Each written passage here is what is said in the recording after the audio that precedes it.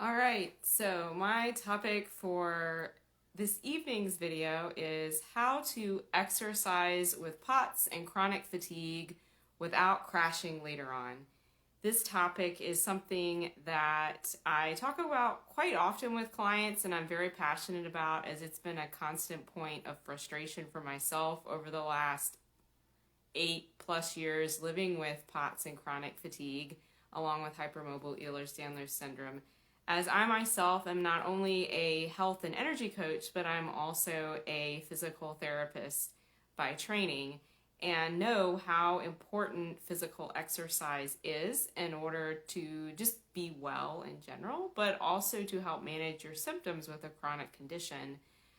And know that with POTS, you can have more difficulty conditioning yourself, but it can have big payoffs in the end to improving your activity tolerance. So for many years, I would exercise and then end up crashing on the floor and falling asleep, and either having my cat, who may actually make an appearance in this video as she's at my feet at present, or my other animals lay on top of me on the floor, or just lay on the sofa exhausted and binge Netflix after I exercise and feel very defeated as to why I couldn't figure things out. Trying to keep up with the normal amount of exercise and not really understanding some key factors was what kept doing me in, and not knowing about how much my nervous system needed to recover was another key piece for myself. So this vicious cycle of exercise, crash, burn is something I hear quite frequently when I'm working with clients to help them rebuild their energy to thrive again. And so I know that I'm not alone in this, and I hope that some of these factors that I share with you in this video are helpful. So first of all, it's very important to know what your rulers are. I say that as being a ruler as for like a guide stick as to how well your body has recovered and how much exercise that you can tolerate. These two things are very bio-individual, to use a fun word, and comparing yourself to another person can actually backfire quite badly. The first ruler is, how good is your overnight recovery? How well did you recover from the activities that you did the day before or the couple days before to affect how much energy that your body has, and notably how well your nervous system is able to respond to activity in that day.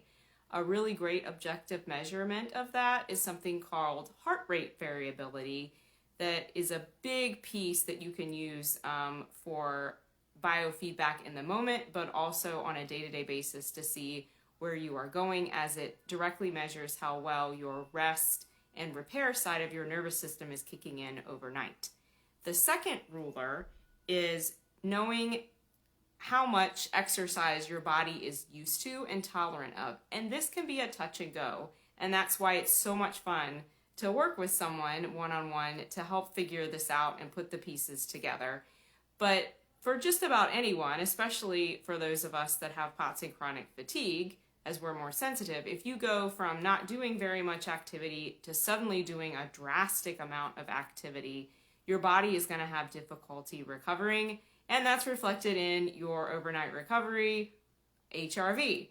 So keep in mind how much you're used to and think about gradually building up on that, and be patient. It's really important to know the second factor too, is how to prepare for exercise. You don't want to go into exercise depleted, which is what I just mentioned with the overnight recovery, but you also need to be mindful of how well you are hydrated, including your electrolytes, especially sodium in this case. I've mentioned in the past that all electrolytes are important: sodium, magnesium, calcium, potassium, and phosphate for those of us that have POTS and chronic fatigue. But it's also very important to realize that of all of these, sodium is kind of the quickest one that helps us retain our blood volume, so that when we're sweating with exercise, we're not losing the amount of blood volume, further exacerbating our symptoms down the road. The fuel you put into your body is also important to help you prepare. So having eaten and allowed time to digest the food is important, and getting that balance of your macros or three amigos of protein, fats, and carbohydrates from whole food sources so that you're fueled and ready to go. And it can be important to tweak and figure out how much you need, but usually a little bit, you need some protein and some carbohydrates before you go out and exercise so that your tank of your body is not running on empty. Preparing can also include getting your nervous system ready to respond to exercise. And one of my favorite things to help prepare my own body to get ready for this is breathing.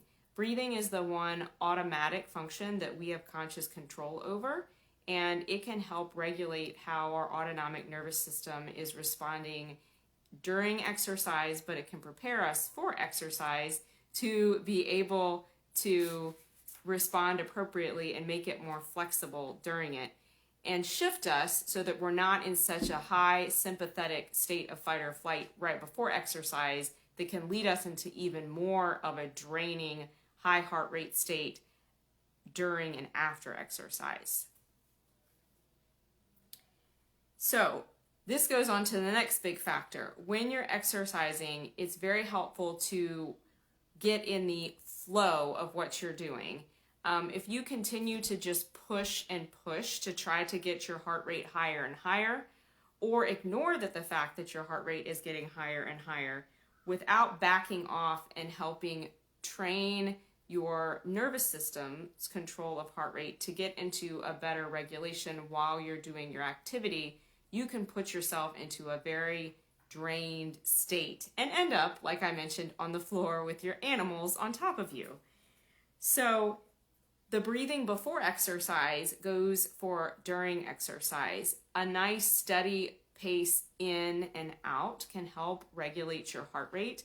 And while you're breathing, to incorporate some breaks during that actual episode of exercise that you're doing, so that you're not just pushing it the whole time or in a light mode the whole time. And this can look different for everybody. It's actually built into one of the very well-known protocols for helping individuals with POTS called the CHOP protocol, where you're doing a warm-up and then you're doing a little bit higher intensity for a certain amount of time, then you're recovering and still moving and breathing, then doing a higher intensity, then recovering, then going into your cool down. And the amount of time you're in these different periods can really depend upon how much your body has conditioned to. But super important in trying to begin to teach your nervous system how to regulate your heart rate and your blood pressure and your other autonomic functions while you are putting it into a more stressed state, which is technically what exercise is, to help rebuild your energy. So that might sound kind of odd to say exercise is a stress, but it can be a good stressor. It's how you approach it. Another big factor to consider when you're exercising is what your environment is like and what the timing is like. If you're exercising in a very hot environment, that's going to be another stress on the body on top of the stress of exercise. So if you can either exercise in a temperature controlled environment or at a cooler point in the day, whether that be in the morning or the evening, that can do a world of good for how much of a drain that the activity is placing upon your body. It's super helpful, too, to remember that we all have our own circadian rhythms, and it's very important to follow these when you have POTS or chronic fatigue, as your nervous system is more sensitive to shifts in them. So if you're trying to make yourself exercise at a time of day that your body is really not prepared or ready, and you haven't done the other factors that I have just mentioned, you're going to set yourself up to feel rather bad afterwards. Most of us do not do super well with exercising right around bedtime. The general guidelines for anyone with or without POTS is not to exercise 2 to 3 hours. I like to add another one and say maybe 4 hours before you go to bed, because that can shift your nervous system into more of a sympathetic fight or flight state.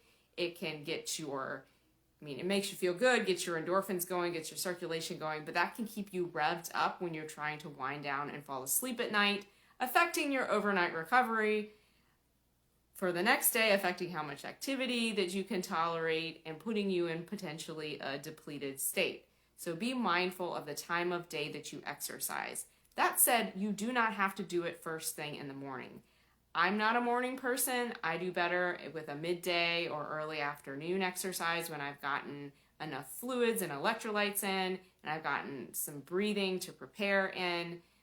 But each of us is very individual as to what optimal time of day is. So listen to what your personal rhythm is for energy levels.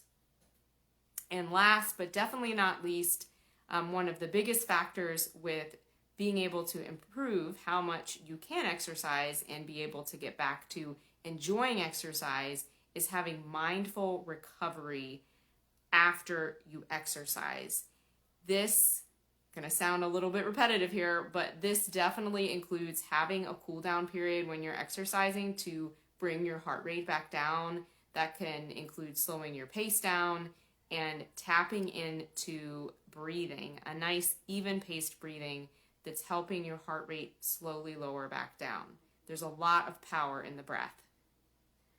Another piece to helping yourself mindfully recover is if your body has gotten warmer or if your heart rate has gotten higher, you can easily use something as simple like, I have a little ice pack, I was actually using this earlier today, to help your heart rate lower down. There's other ones like cold caps. I have some pictures of myself on social media of it. I'm a huge fan of those, like TheraIce RX. I have no connection to the brand, but pretty good prices that you can easily order off somewhere like Amazon to put on and help bring your heart rate back down and cool yourself as you breathe. A cold washcloth, putting your face in ice water. There's lots of different things that can slowly or quickly lower your heart rate down. A glass of ice water with some more electrolytes to help you recover. And on top of that, there's the other piece of what else are you doing in your day? After you push yourself through that bout of exercise, especially in the beginning where you're getting your body more acclimated to more activity, it's very helpful coming from both myself as a patient with POTS and as a professional PT and as a health coach, to think about what else you have in your day. If you're going to exercise and have a lot left in your day to do, it may be helpful to think about what your priorities are in that day, and that might not be the best day to push yourself with the volume of exercise you do, or to set aside a total day where you focus on exercise and have most of the day to recover or have activities that are less stimulating. That can be challenging to fit into your life, and that's why having someone as a coach to guide you can be very, very helpful. It helped me a ton in my journey to have guidance from external people and things, and I only wish that there has been someone that was specifically trained to guide me in rebuilding my energy with POTS and chronic fatigue, and not spending so long crashing on the sofa over and over again and being so utterly frustrated, not knowing how to break out of that vicious cycle. If you would like one-on-one support and guidance to figure out how you can exercise and not crash living with POTS and chronic fatigue, I would love to talk to you. Reach out to me either by dropping a comment below this video, or you can email me at megan.varner@guidetoresilience.com, and we can set up a time to chat. Until next time, have a great evening.